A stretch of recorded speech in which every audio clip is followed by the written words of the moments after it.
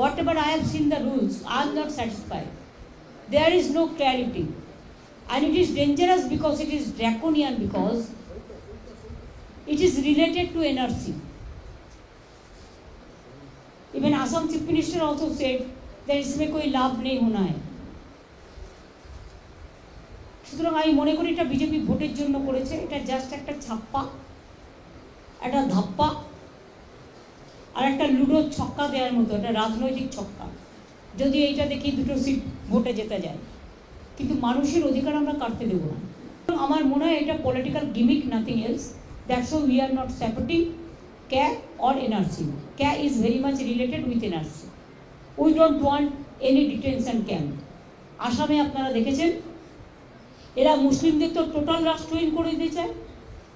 দুই হচ্ছে, এর মধ্যে হিন্দু আছে, বৌদ্ধ আছে, শিখ আছে, জৈন আছে, পারসিক আছে। আসামে আপনারা কি দেখলেন যখন NRC মুভমেন্ট হচ্ছিল, কেন হয়েছিল?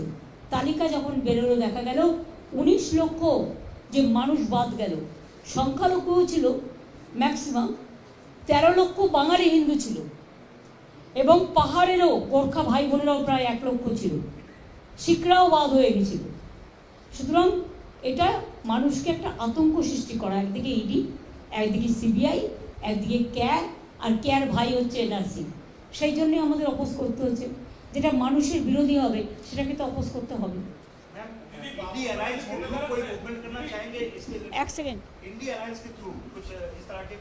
देखिए अभी देश में इलेक्शन है, जानबूझ के चुनाव का 2 दिन पहले किया। अभी हर लोगों ने चुनाव लेके बिजी है, लेकिन हमारा चुनाव में एक बड़ा इशू है।